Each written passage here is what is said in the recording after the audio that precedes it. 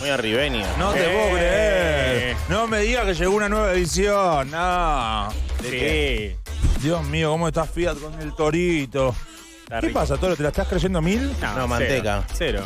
Sí, pero Cero. ya veo que en tu Instagram pusiste amigo de Fiat. No, no sí. puse nada en mí. En la bio. En la No. bio de. Sí. No. Como Autor del Olse Vicky se puso columnista de Últimos Cartuchos. Pusiste Se bardea, decirlo vos. autor del libro Un día más en el universo, que ya está en el nuevo precio de preventa. Eso sí es verdad. El toro poderoso de Fiat. ¿Te la crees, Luca? Y como para no. Y como para no, exactamente. Uy, tengo una para contarte del toro. ¿Qué? ¿Otra más? Sí, ahora no. Después. Muy toropoderoso la que hiciste. Sí, pero linda después. historia. Si Después tiene te que ver cuento. con Toro Poderoso, puedes contarla ahora. Sí, sí, pero No, no, hasta no que- lo deja del todo bien parado. Bueno, hoy les voy a presentar un personaje, la historia de un personaje que es muy interesante y para contarla hice el siguiente trabajo. A ver. Voy a contar la historia de vida de esta persona a través de frases de él y de frases de amigos y de frases de otros científicos compañeros, Sí. todo a través de frases, para que se den una idea con qué vamos a ir hoy. Si recién te enganchás y no sabés de qué estamos hablando, hoy continuamos con esta sección presentada por El Torito. Hablamos de la sección presentada por Fiat Toro, una novedad total. Y lo que vamos a hacer es repasar historia de distintos personajes. Hoy es la tercera edición. Son todos personajes toropoderosos, personas de distintos ámbitos, famosos o no famosos, tengan una historia potente y que nosotros consideremos que está buena para contar, destacada. Y hoy vamos a contar la tercera y la que viene la cuarta historia. Todas Sí, las semanas un después de la personaje tercera diferente. y la cuarta viene. Sí. Habíamos pensado hacer la quinta y nos pareció, che, no seamos tan loquitos. Claro, obvio. Exactamente. Gracias, Miguel. Perdón. Hoy ahí voy a va. contarles una historia muy piola. ¿Quién? Que es la de Stephen Hawking. Ah, bueno. Bien, científico importantísimo. La idea es entender hoy por qué fue tan importante para nosotros y para la ciencia. Vamos a la infancia. Lo dividí más o menos en etapas. Infancia. Nació en Oxford, en Inglaterra, y según su hermana, y acá empiezo a citar, de niño siempre experimentaba, le gustaba ganar en todo, pasaba mucho tiempo jugando solo, le apasionaba entender cómo funcionaban las cosas, se pasaba horas observando el cielo, las estrellas y preguntando dónde acababa la eternidad. No concebía que hubiera algo sin final. Una cosa interesante de su casa, que cuenta un amigo de él, es que era como un círculo muy estimulante, los padres súper, o sea, médicos, muy teóricos, muy de la cultura. Y un amigo dice, había en la casa de ellos, había libros por todas partes. Encima de pilas de libros había más libros. Había libros en todos los espacios. Era una casa muy poco convencional. Primero, porque los niños tenían mucha libertad. Y segundo, recuerdo que me quedaba alucinado con las conversaciones durante la comida. Hablaban de temas en los que en mi casa nunca se hablaba. Sexo, homosexualidad, argumentos a favor y en contra del aborto y otros temas que eran poco habituales en ese entonces. Es decir, un ambiente muy estimulante para un niño que le interesan temáticas científicas o de descubrimiento. En el colegio... Eso dice un amigo de él. Sí, exactamente. Que se ve que venía de una casa más convencional, Sí. como cualquiera de nosotros, y de repente caes y tipo estaban todos flasheando y hablando Sí, con nenes ahí adelante. Una casa muy intelectual. En el colegio lo tildaron, el apodo que le ponían directamente fue Einstein. Y sin embargo, él dice que en el colegio él, si bien era bastante pillo, no era de los mejores de la clase. Vieron que siempre pasa eso, que no hay mucha correspondencia necesariamente entre el chabón que es muy creativo y el que rinde bien en el colegio. Yo Sí, entiendo. de hecho, es el maquilomero generalmente. Claro, y- el que más problemas genera porque no se adapta, quiere romper. Porque a límites. veces la escuela nivela para que entienda el que menos comprensión tiene y el que tiene más se aburre porque se queda como afuera, porque ya entiende el tema de toque y se Exactamente. despista, empieza a bardear. Bueno, a él le pasaba algo parecido. Sin embargo, los amigos, los compañeros le decían Einstein. Vamos a la universidad. Ok. ¿Sí? En la universidad es donde empieza a pasar todo, básicamente, en su vida, que tiene que ver con los descubrimientos más importantes que hizo y además con su enfermedad. ¿Qué enfermedad tenía él? La enfermedad concretamente? se llama esclerosis lateral amiotrófica, que es una enfermedad degenerativa que destruye las neuronas motoras. Es lo que tiene el batero de los Exactamente. de Animal y de del fundamentalista del aire. El hermano de Caramelito, que ahora está haciendo una campaña. El hermano de Cecilia Caramelita Carrizo. Exacto. ¿Es lo que tuvo Fontana Rosa o es otro tipo de esclerosis la que tuvo? No sé, ahí ya. Fontana Rosa tuvo eso, que le empezó el negro Fontana Rosa le empezó por una mano. Sí. Y eso... Las neuronas dejan de mandar mensajes a los músculos, es lo que hace. Exactamente. Ahora, en la universidad, por ejemplo, él estaba dado por sentado que iba a ir a Oxford, porque los padres habían ido a Oxford, viste, muy, muy tradicional del estudio. Y el papá quería que él estudiara medicina, y él, en una charla como bastante intensa, negocia con el padre, como diciéndole, mirá, yo lo que voy a estudiar es ciencias naturales, la especialidad de física, y ahí como que negociaron, le parecía al padre que estaba bien, y a él le interesaba física. Ahora, en la época de la facultad, un amigo de él dice, le gustaban las fiestas, el remo, divertirse, y se usaba mucho en esa época la actitud de aprobar sin estudiar. O sea, era canchero no estudiar tanto, sino como aprobé así nomás. Estaba instalado que... Eso siempre fue canchero, perdón, ¿o no? Era como, Sí. si sos inteligente tenés que aprobar sin estudiar. Era más o menos lo que sucedía ahí en Oxford, y dicen que a él lo consideraban muy inteligente, en realidad por los comentarios improvisados, por la rapidez en el habla, por el sentido del humor. Era pillito. Claro, era pillito. Entonces todos decían, este chabón es inteligente. Y hay una frase de un amigo que dice, la cuestión era si usaría esa inteligencia para conseguir algo. Como que todavía no perfilaba como un tipo que iba a descollar en ninguna exactamente. disciplina. Y ahora ya en frase de él, de Stephen Hawking, dice, en el apogeo de mis años de universidad fui dándome cuenta de que no todo iba tan bien. Durante mi último año en Oxford había notado que mis movimientos se hacían más torpes y me he caído una o dos veces sin motivo aparente. Pero una noche, bastante tarde, ocurrió algo más grave. Y un amigo dice, recuerdo cuando Stephen cayó por las escaleras, cayó hasta debajo de todo, ese fue como un momento medio clave, perdió el conocimiento y no se acordaba de quién era, no lograba recordar dónde estaba, así que fue algo muy serio. Y Stephen Hawking dice, al recordar esa caída, veo que era una señal de alarma de lo que iba a ocurrir. Primero me recuperé y me centré en cosas más urgentes, como que no le dio mucha bola a esa caída ni a todo el negó el episodio. asunto y dio para adelante. Exactamente. Y ahí es donde él empieza a embarcarse en sus primeros retos científicos. Él dice, había dos teorías enfrentadas para describir correctamente el universo. Una que decía que, digamos, que el universo era como un estado estacionario, que no había ni principio ni fin, que era como una cosa eterna. Y otra idea más emocionante que era la del Big Bang, dice él, ¿no? Que había sugerido que el universo había surgido una gran explosión. O sea, había un inicio por una explosión y otra teoría que era como que era un continuo. Entonces él dice, decidí intentar arrojar algo de luz acerca de cómo había sido esa explosión. Entonces empieza a estudiar, se empieza a meter en esa movida, pero un día, para festejo de Navidad, va a lo de los padres y el viejo médico empieza a notar que él no estaba tan bien, que era como para prestarle atención por el tema de los movimientos y todo eso. O sea, que él entró en el medio de toda esta investigación, de viejo le dice, che, pará, vamos a ir a ver un médico porque esto que te está pasando no está bueno. Como que sonó una segunda alarma. Sí, una segunda alarma, y el padre lo lleva a Londres, le detectan ahí finalmente esta enfermedad, y él, que venía haciendo toda esta investigación, se deprime mucho, porque le dieron 2 a 3 años de vida en ese momento. Le dijeron, che, mirá, con esta enfermedad vas a sobrevivir. Y él recién estaba en la facu. Sí, recién estaba ahí. Entonces de todas maneras el médico le dijo, mira, lo que yo te recomiendo es que te mantengas activo, que disfrutes de lo que te queda, que vuelvas a seguir con tu investigación. Y él, que esta es una cita que está buena, como se empezó a deprimir y dice, bueno, resulta que al final no me morí, dice él. Al principio la enfermedad avanzaba rápido, pero después se fue frenando y yo empecé a avanzar con mi trabajo.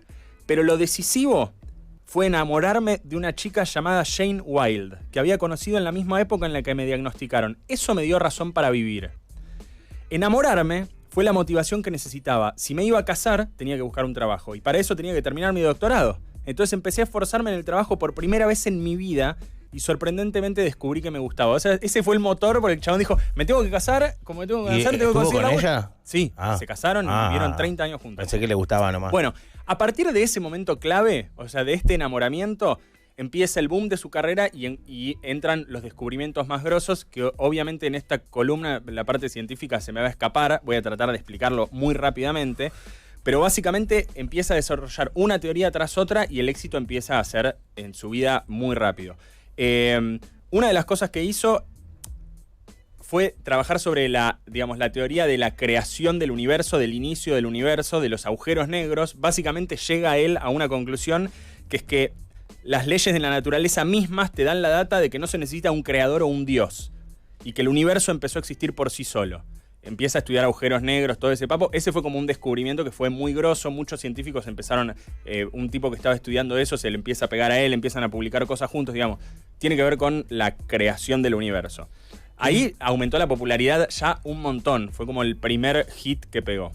Hablamos de Stephen Hawking, estamos en la columna de Sí. Luca Friedman, para quien recién se engancha o nos está escuchando en la 92.1 o en alguna de las repetidoras. Es un personaje apasionante que muchos quizás conocieron por Los Simpson. Claro. Porque él empezó a aparecer mucho en entrevistas humorísticas, muchas veces riéndose de su enfermedad, teniendo una vida social muy activa y demás, pero el chabón es uno de los tipos más reconocidos en la comunidad científica y también muy discutido. Sí.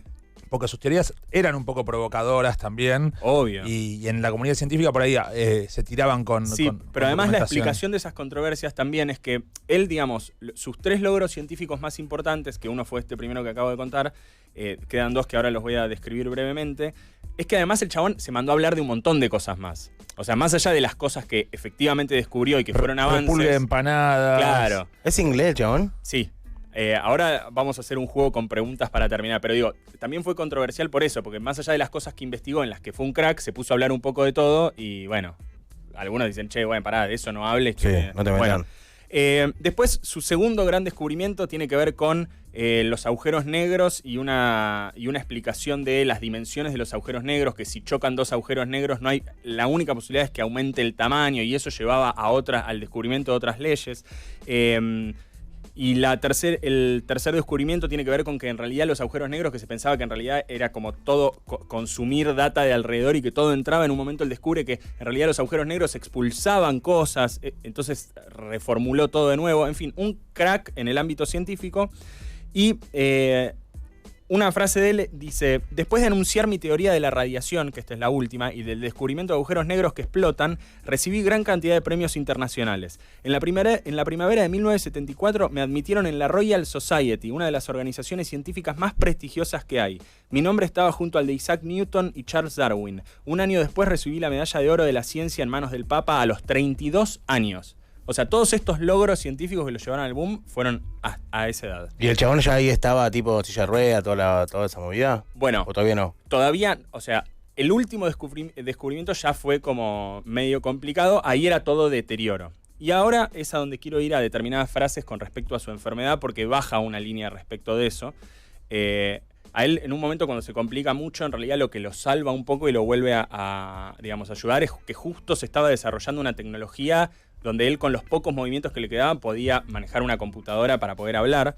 Pero hay un par de frases que me marqué con respecto a esto del problema físico. Dice: al perder la destreza en las manos, me vi obligado a viajar por el universo con mi mente y a visualizar cómo funcionaba. Resolver problemas mentalmente ha sido mi método principal de investigación durante la mitad de mi vida. Mientras que a mi alrededor todos están en conversaciones, yo suelo trasladarme lejos. Me pierdo en mis propios pensamientos intentando desentrañar cómo funciona el universo. He vivido 2/3 de mi vida con la amenaza de muerte siempre presente. Como cada día podría ser el último, mi deseo es aprovechar al máximo cada minuto. Tener la mente activa ha sido vital para sobrevivir, así como mantener el sentido del humor. Nada, qué sé yo. Obvio. Optimismo respecto a la situación. Y yo, para cerrar, porque más allá de las explicaciones físicas que me exceden y que me costaría explicar acá. Sos muy bueno, me gustó cómo lo explicaste, Luqui. Gracias, Martincho. Vamos a hablar de las cosas que no necesariamente explicó en sus teorías, pero cosas sobre las que opinó. Yo les voy a dar 10 preguntas que contestó él. Les voy a dar 10 para que ustedes elijan la que más les interese. Martín, este es tu papel. Las preguntas se las voy a spoilear a la gente. Es 1.